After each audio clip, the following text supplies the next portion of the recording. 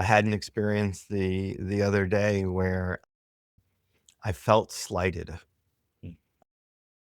and it was a text message that I gotten from a colleague, and I felt like I instantly had what I termed righteous indignation. I felt that they were not treating me as I deserved. Yep.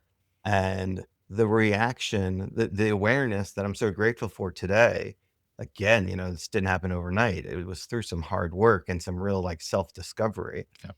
But the awareness that I had that this reaction was way oversized for what I was receiving Yep. was a signal to me that there was something else going on underneath my reaction.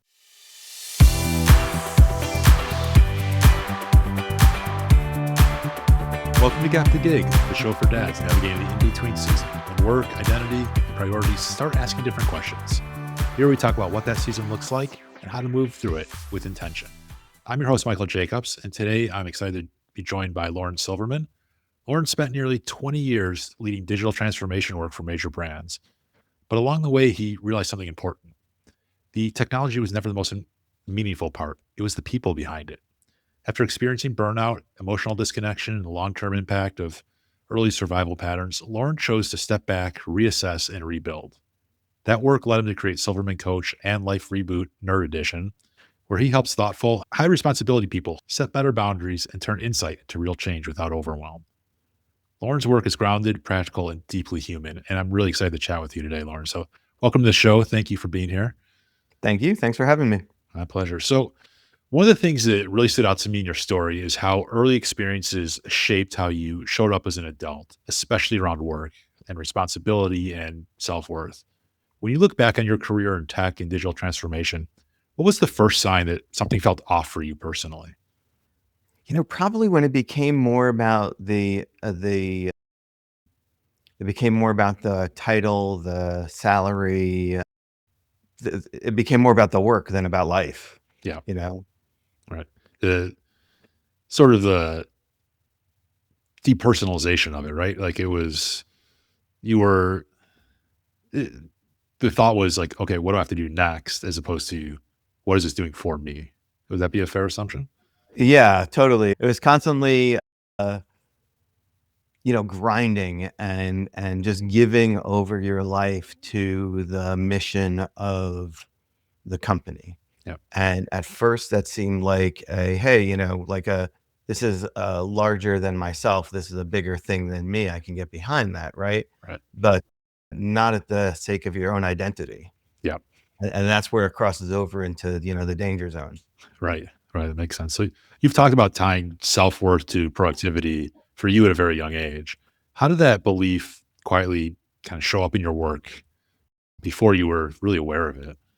Yeah, I just remember being a kid and, not having a summer job and being, hammered by my dad about that. And that definitely was the signal to me that the thing that you like, just doing something is more important necessarily than like what you do. Yeah. So, I graduated from college with a degree in speech and a focus on technical theater and was a stage manager right out of college. Uh, but it wasn't fulfilling, you know. So I have changed kind of careers or direction a few times in my life. I'm appreciative of my flexibility in being able to do that, but each step has been kind of like a decision point and like a growth jumping off point. Sure. Sure. So many dads listening they're responsible, they're capable, and they do what they believe is expected of them. Right. And I think, from what you're saying, that was, when you graduated college, you expected to, you know, go into stage management and things of that nature, I suppose. From your perspective, where does that sense of obligation start to become an actual problem? Again, I think it has to do with how grounded you are in your own identity and where your values are.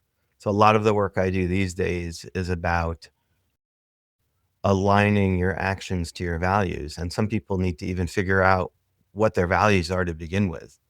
Yep. So that's one of the first exercises I do with people when I work with them is, let's take a look at your values. Let's figure out what's important to you, because then when you're acting on those things that are important to you, life is just so much smoother and easier, and you're more free, right? You don't have the friction that comes with doing something that that is against your value system. And that's one of the things that I found in technology when I was working for these large companies.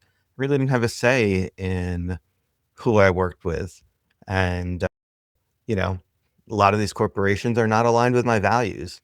Right. So, grinding and doing the work and trying to like accomplish the thing having become more important than, my value system against identity, right? Giving over my identity to this other entity Right. for the sake of some other person's mission. So, Yeah. I like how you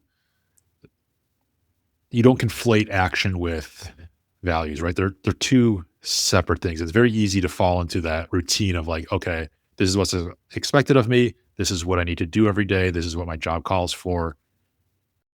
But you were able to recognize that like just doing that and not doing it for the right purpose wasn't meaningful for you.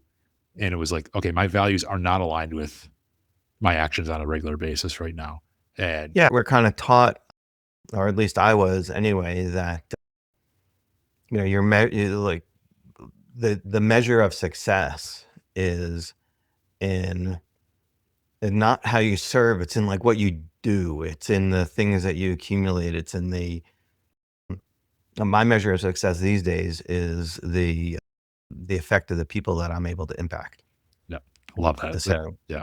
that gets me up in the morning, Right. and gets me up in the morning more than,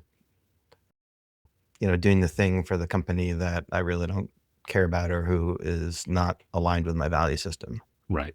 But at the same time, people have to provide, right, for themselves. They have to earn a living. They have to be able to put food on the table and get a roof over their heads. And but what you're saying is like you don't have to compromise your values necessarily to do that. It might not always be easy to align your actions with your values, but you can do it. And if that is meaningful to you, then it's something to attempt to achieve. How do you help people recognize when they're sort of unintentionally trading just this idea of being a provider with being present? How, like, if they're struggling to balance those two?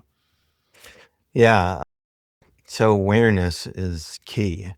I ask people a lot of questions. That's mainly what I do. I ask questions and I listen, and I I'm trained to find the things that stand out, right? So asking a lot of questions of people, and really kind of uh yeah, someone, what's important to you, Yeah. and you listen for the answer, Right. and you could kind of tell if they're BSing or they're shallow or there's something that they're really moved about and they're driven about. You have a different kind of, even right now while I'm talking to you, I feel it in my body. I feel like the energy increasing. You're responding. There's like a synergy because this is fun. This is what, and I don't think you have to compromise your value systems to earn a living, right? Yep.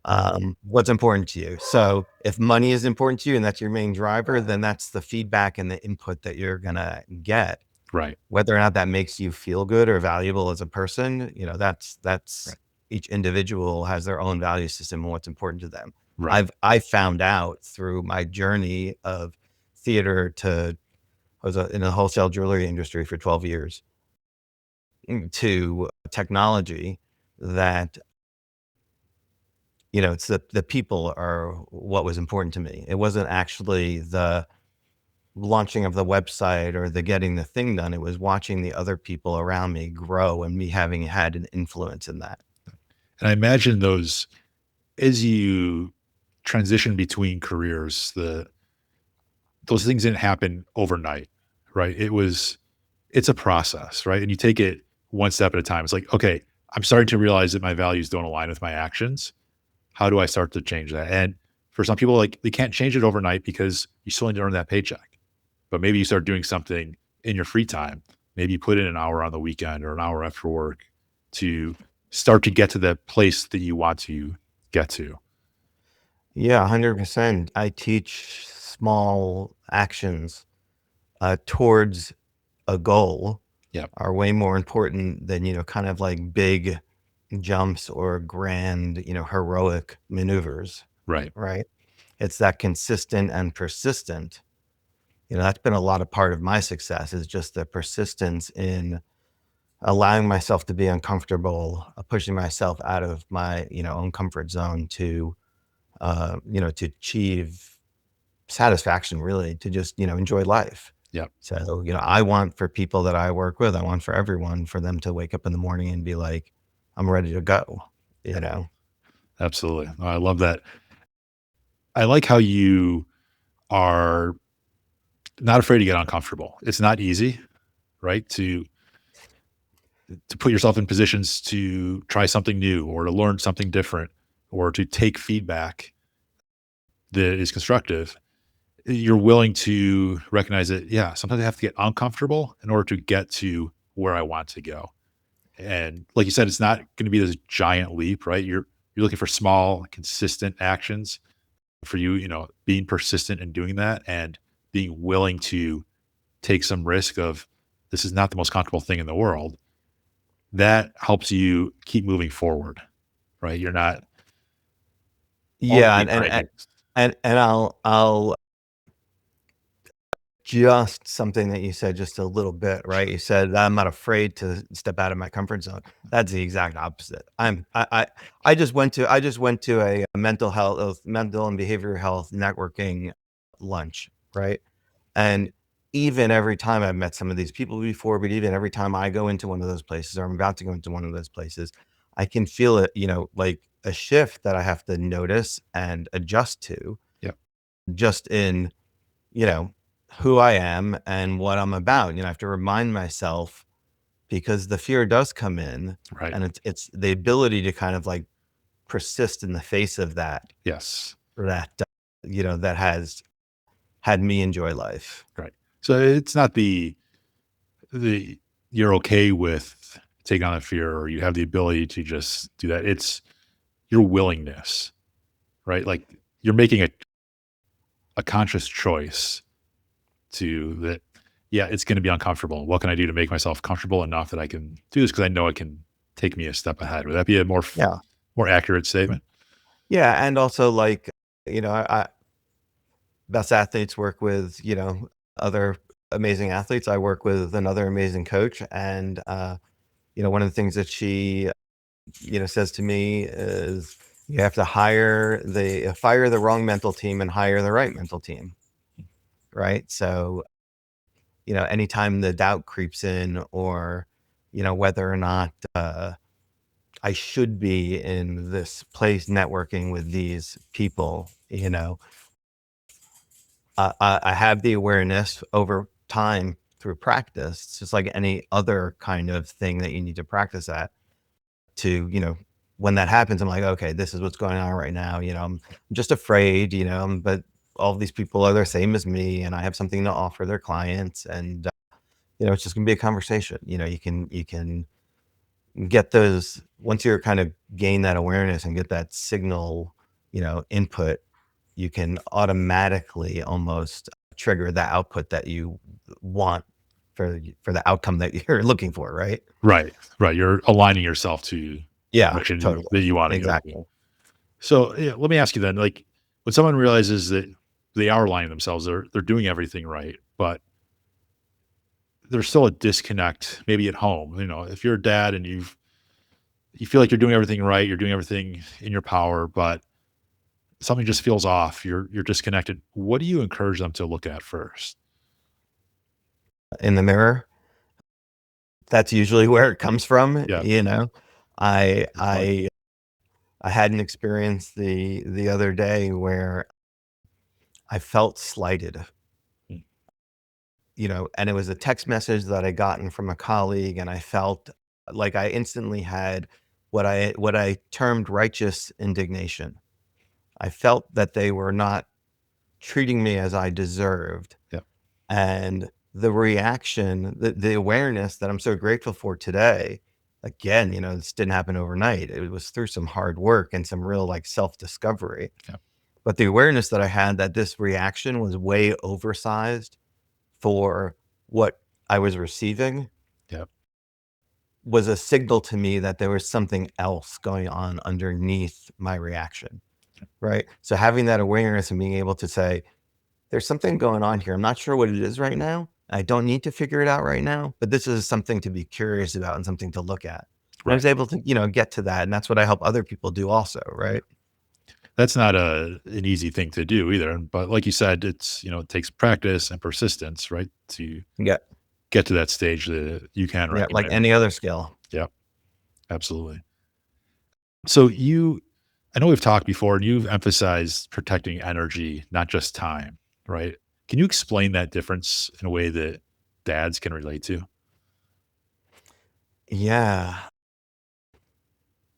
Again, it depends on the dad and what their values are, right? Like if their values are they want to spend more time with their kids, they want to make sure that they hit all of the ball games or on Long Island it was soccer. Everyone played soccer. Sure. Um, you have to have the awareness of what's important to you Yeah. and then adjust your actions.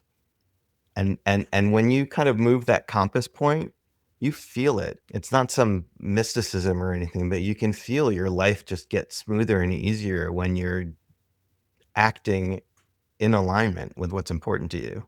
Right. And I presume then you get more energy, right? You're protecting your Yeah, like so if you want to if you want to spend more time with your family, if you're out to, go to all the things, but you're grinding for someone else's value or benefit, that's not going to feel very good.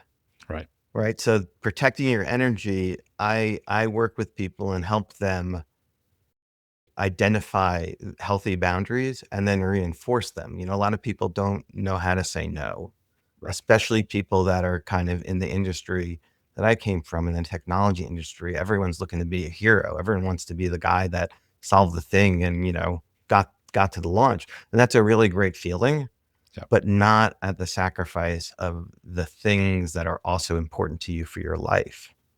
Yeah. Absolutely. What a great way to frame that. It's work is essential, but so is life. So is being there for the ones that you care about.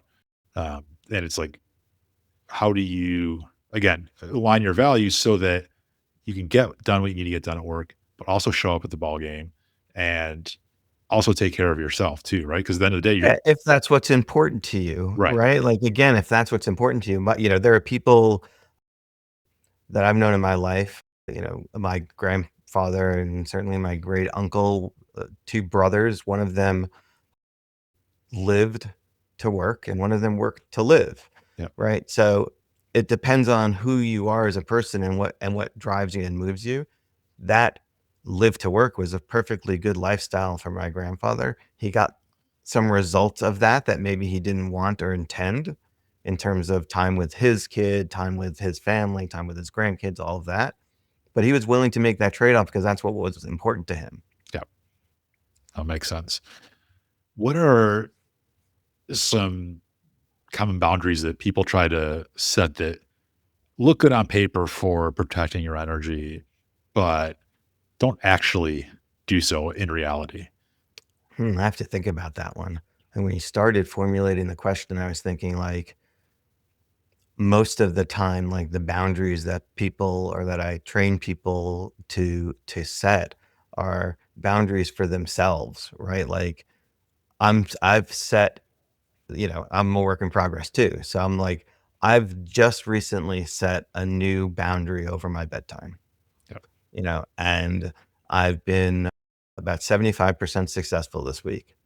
Right. So, and I've seen the results of the success and I've seen the results of, the missteps. But what is something that looks good on paper? Man, I don't know. Like everything that I put on paper looks good in practice. That's fair.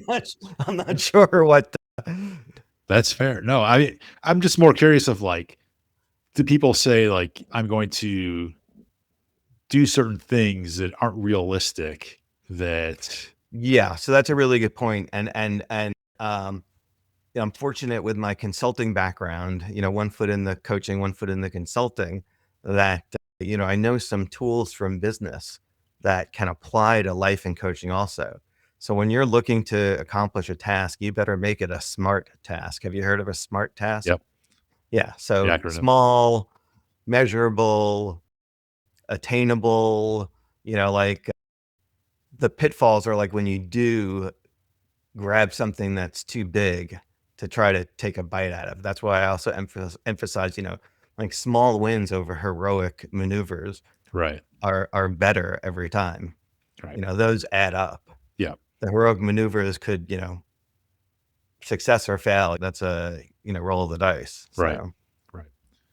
Has there been in your coaching work any sort of boundary shift that tends to create outsized impact for your clients? Like, is there something they can do that better protects and builds more energy for them? Is it just taking small steps? the first word in my Silverman coach tagline is pause. Pause, reboot, and grow. So having the ability to, just take a beat. Yep, What's happening? What's going on in my body right now? What's my brain doing? What is occurring around me that I'm either affecting or at the effect of? yep, Again, it's a practice thing, right? You have to practice and build this skill, but having that ability, because a lot of times, probably the majority of times, like our first thought or first reaction, that's lizard brain defense. It's not, right, thoughtful and, probably aligned with who you really are and what you're about. right. Absolutely. So I know a lot of dads, they feel pressure to push through exhaustion because slowing down kind of feels irresponsible. But you're saying like it's okay to pause. You need to pause and you need to slow things slow things down a bit so that you can make the right decisions and or react appropriately. How do you reframe slowing down so it feels like a strength instead of a risk? Yeah, I think once you recognize that the pushing through does more harm than good, like you get the thing done, but at what cost? Right. Right. So, once you kind of stitch that together, taking that pause, again, you feel it in your body, you feel it in your brain. Just stop for a second. Even if you and I were to do it right now and stop and count to 10 in our heads, it Yeah. would seem like a really long time to a lot of people listening. It might Right. even seem like a really long time to us. But 10 seconds, like Right. if you can give yourself just that much time, Yeah. you're halfway there, right? Right. Yeah. Yeah. It's such a in the grand scheme of things, what's 10 seconds? It Yeah. is it's not a lot of time. In the moment, maybe it feels like that. Well, that so how do you help high responsibility people separate their identity from their output without them losing their ambition or their the pride in their work? I'm gonna go back to, aligning values Sure. with actions or aligning actions with values. It's like what is important to you? Helping someone kind of discover what's important to them and where they want to contribute their time and energy Yeah. is gonna, get them further than if, they just keep their head down and bash and bash and bash and are throwing, 80, 90-hour work weeks in. Right. Right. No, that makes sense. So, you know, it's one thing to work 80, 90 hour work weeks, bash your head in, as you said. But on the flip side of that, there's this idea of presence, right? Of like not getting yourself lost in the work, but being there for who's important to you and what's important to you, right? And finding those values and kind of how they align your actions. What does intentional presence actually look like in day to day life? Not in theory, but more in practice. Active listening. So if you can slow your brain down from formulating a response to a question long enough to hear the question, process it, and then formulate the response, Yep. that is one big thing, that you can do to just even connect with a human in a different way, right? Right. It's like getting slow down to speed up Yeah. is a weird, kind of phrase, but it does make some sense when you because if I'm answering your question that you haven't finished yet, it's very unlikely that I'm answering your question. Yeah. You know? Absolutely. I'm answering what I think your question is. Right. I like how, active listening it's easy to do and hard at the same time.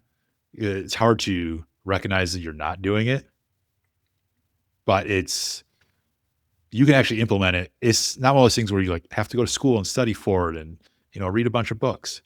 You can just let people finish what they're saying, finish asking the question before you respond. Take a beat. Again, take that pause.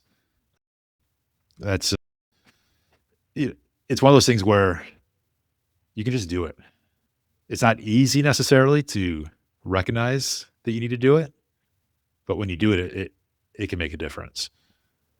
Yeah, and I think it's like all of these other life skills that we're talking about, right? Like you may not necessarily understand this or act on this inherently, but it is something that you can practice. It is something that you can get better at.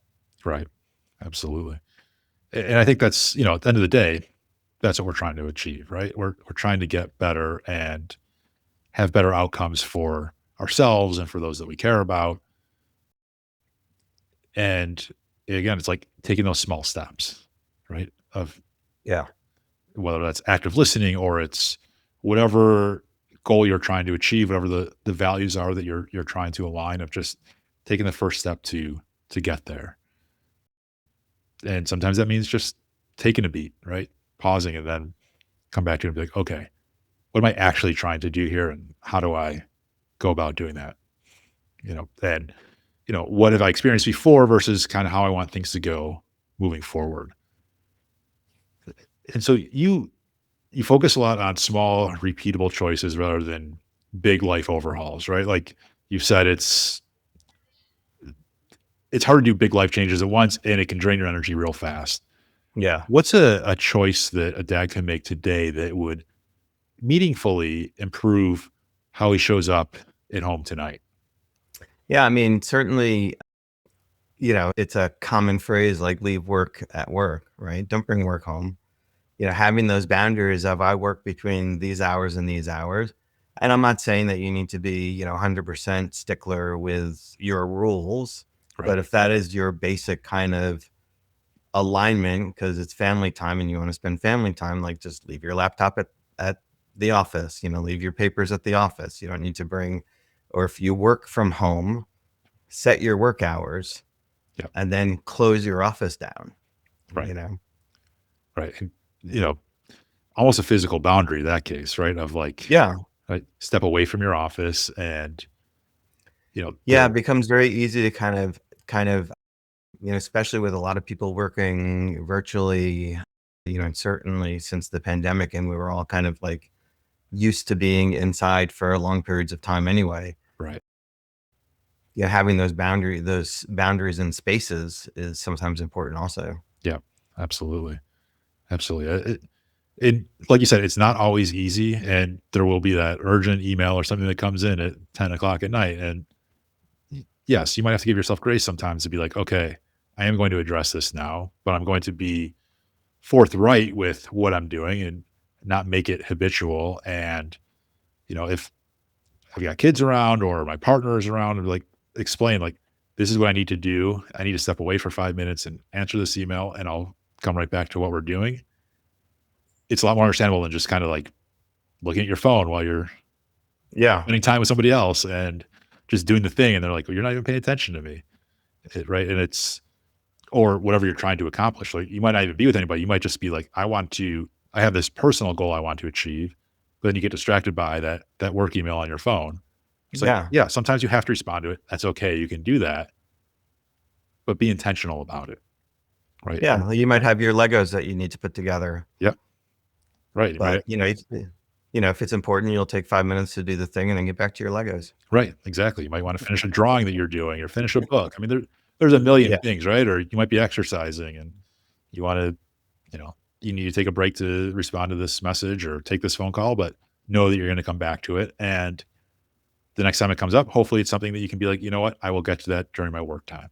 Right. Yeah. It shouldn't be every time, and it's okay. Sometimes those things happen and you have to take that call or you have to respond to that message because you do have a responsibility for the work that you've chosen, but that doesn't mean it has to overtake your life, I guess is kind of what I'm taking from Yeah. this conversation.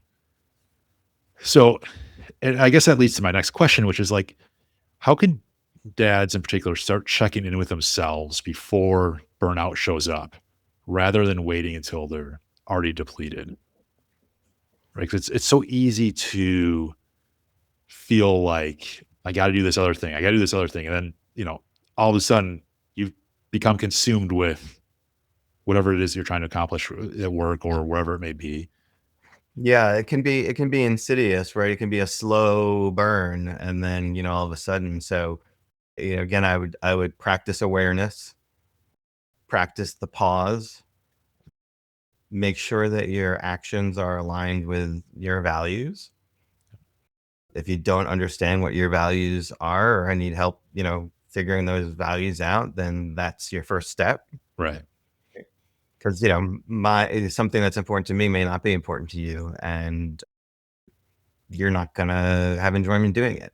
Right. So, but I will, so I'll do it. Right. Exactly. Yeah. Right. And at the end of the day, you only have so much time. Right. And so if you do put all your time into one thing and you burn yourself out on that, you don't have time now to go back and do the things that you neglected because you were burning yourself out, right? And now you put Yeah. yourself into a position where you have less energy because you burned yourself out. And so going forward, it's like, well, how do you regain that energy and slow that time? So it's, you know, recognizing that, okay, are my values aligned here? And, you know, is this what's most interesting to me in the moment? And what can I do to kind of refocus myself so I don't burn out? Yeah. Yeah, all that. So when work demands are legitimately high, like you just got something going on, you got a big project going on, and there's deadlines you have to meet. What does good enough presence look like without falling into all or nothing thinking or tons of guilt? Yeah, I mean, there's definitely gonna be those times where your attention is gonna be pulled in a direction that you'd rather it not be pulled in, but it needs to because of a responsibility or because of an emergency or because of, whatever reason. You have to have some grace for yourself, like you were just talking about. We're not perfect, and who wants to be perfect anyway? Like we have our differences and quirks and all of those things. That's what makes us human. That's what makes us individual. Yeah. Just if that happens and you start, if that starts to like bleed into, if you have an emergency, you have an emergency. Right. And if you had a commitment that you needed to do and you weren't able to do that because of something else, then you just have to own that, go to the person that broke your commitment with and reform a new commitment. Just be upfront about it, and it's not a big deal. If it happens often, then that's another conversation that you need to have, right? Yep. But if it's a one-off every now and again, like, give yourself some grace. You're a human being. Absolutely. Absolutely. I like your idea of individualism, right? Of we have all these responsibilities, right? At work, at home, and elsewhere, but we can't lose sight of who we are ourselves. Because again, what brings us energy is unique to each of us, right? For you, it might be building Legos. For me, it might be reading a book. For somebody else, it might be lifting weights. Everybody gets their energy from the sources that work for them. And you can't lose sight of that. It's so easy to lose sight of it because you're so focused on you want to be successful at work, you want to be active and present at home, but you can't remember what brings you energy, or you can't forget what brings you energy and Yeah. what makes you you. Yeah, and as human beings, we have just being in the animal kingdom, we have a very keen instinct, Yep. and we can feel very deeply in a lot of different ways, right? If you can get in touch with that, Right. and you can really, only I think get in touch with that by slowing down a little bit, Yep. taking that pause, but that gives you a lot of power. Yeah. Absolutely. Absolutely. So one more question before we get to the speed round. If Okay. a dad is listening and feels like meaningful work and meaningful family life are in conflict right now, what's the first sort of internal shift you would encourage him to make? I probably sound like a broken record. You got to pause. You Yeah. got to take a beat. You got to stop, Yeah. right?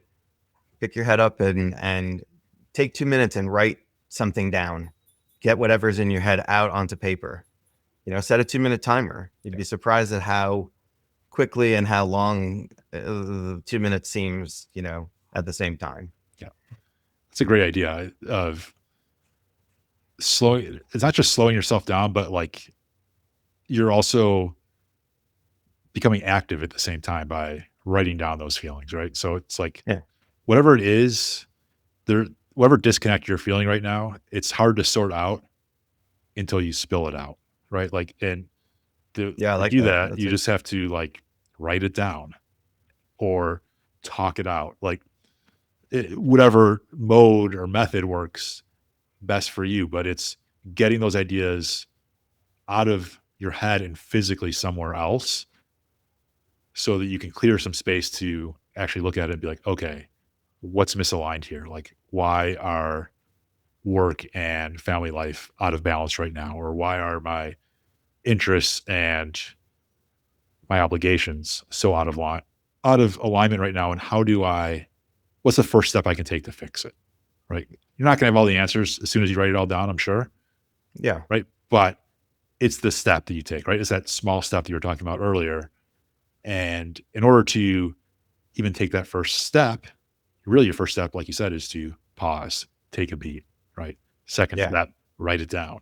Well, now you're already 2 steps ahead of where you were when everything was in conflict. And now you can start to clear a path in front of you to kind of figure out what's going on and how do I adjust. Yeah, and it's a little bit of chicken and egg, right? What comes first, the pause or the awareness, Yep. right? And I think you just have to play with it, right? Right. You have to be like, yeah, just have to play with that, because you might be aware about something, and that will lead you to a pause, or the pausing itself will make you aware of, a thing that you're in conflict with. All right. That's a great point because I think I probably take for granted, like, yeah, I will recognize it when I recognize it and that'll be it. But sometimes that's not what comes first. Sometimes it's like, I know there's something going on. Maybe I just need to stop for a second and just give myself a beat and then think, okay, well, what is it that is conflicted? And Yeah, then, and you can make that a practice too. I Every morning I wake up and after I take care of essentials, before I actually get to work for the day, I'll sit down and write for 2 minutes. yep, Just whatever's on my mind, just to get it out. absolutely. I see, a lot of people I talk to, a lot of the high performers, whether it's journaling or just writing, whatever, just having a regular habit of putting pen to paper seems to it has an effect. I don't even know how to describe the effect, but there's an effect there of like whether it's clearing your mind or getting your creative juices flowing, something is going on there that then allows you to kind of move forward with your Yeah, like writing. firing up your power bank. Yeah. Yeah. That's a good point. It's a good analogy. All right. Time for the speed round. You ready for this? It's Okay, let's try it. a lot of nothing about everything and everything about nothing. I don't know. It has nothing to do with anything. It's really what it comes down to. What's the first kids show theme song that comes to mind? The first kids show theme song. Yep. God, it's in there. It's in my brain right now, and pass. I can't get it out. I don't know what it is. All right. I have something in there. Yeah. All right. We'll come back to that. What was your very first job? I scooped ice cream at Baskin Robbins when I was 13 years old. Nice. That must have been a fun job for a 13-year-old. Or is I that ate a lot of ice cream. fair enough? Yeah. Fair enough. Would you rather spend 24 hours with a toddler-sized T-Rex or a T-Rex-sized toddler? Yeah, a toddler-sized T-Rex Why is that? for sure, because I mean, you just shove that thing into a cage, like a T-Rex sized toddler. Man, yeah, I've seen babies fall over. You don't want to be, in the path of that. It happens so suddenly. Fair point. Fair point. What's your go-to karaoke song or the one you'd sing if you needed to? Yeah, so that's probably just going to be, anything that's low and slow that I can do fairly monotone because I don't really have a good sense of tone. So probably like uh what is it called? House of the Rising Sun. And that's a good Okay. like low and slow monotone, Yeah. or like anything by the Doors. Classics. All classics. Love that. What's the weirdest thing you've ever carried around in your bag, briefcase, or pockets? Carried a lot of weird things. I don't know how weird it is, but a D20. Okay. Yeah. 20-sided dice. Yeah. 20-sided die. Okay. Yeah. Very cool. All right. Let's go back to the first question. If you got an answer, cool. If not, totally understand. What's the first kid show theme song that comes to mind for you now? It's not hitting me. It's in my brain. I can't formulate it, but it is something joyful and colorful Sure. and happy. Love that. Great answer. All right, Lauren, before we wrap up, I want to give you space to share more about the work you're doing now for dads who kind of heard themselves in this conversation and realizing they need a steadier, more intentional way to live and work. Where should they start? Where can they find you? Yeah, I mean, they can find me at silvermancoach.com, or silverman.coach. If they want to talk to me directly, they can schedule right on my calendar. I do a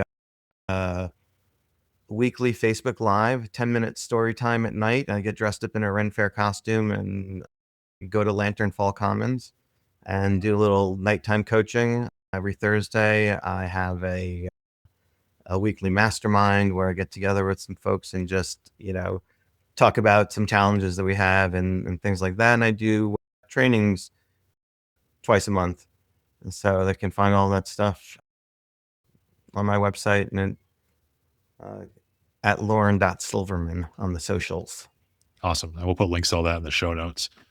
Lauren, I really am grateful for this conversation. I appreciate you coming on and you help connect a lot of dots, I think, between not just work and presence, but also self worth, right? And what's important and what's valuable to you. And I think you've done it in a way that is real and practical. I think for a lot of dads listening, myself included, it's like I can take some of these ideas of just like pausing, maybe writing something down and just implement it now, right? I don't have to wait. So I appreciate you coming on the show. Thanks for joining me today. And finally, before you go, if you're a dad listening to this and you find yourself in between navigating a season that feels different, head to gap2gig.com and subscribe to the Gap to Gig newsletter. It comes out every Friday. It's a quieter space to reflect on work, life, and what really matters right now. And if this conversation resonated, consider sending it to another dad who might need to hear it. Until next time, I'm Michael Jacobs. Thanks for showing up and listening to Gap to Gig.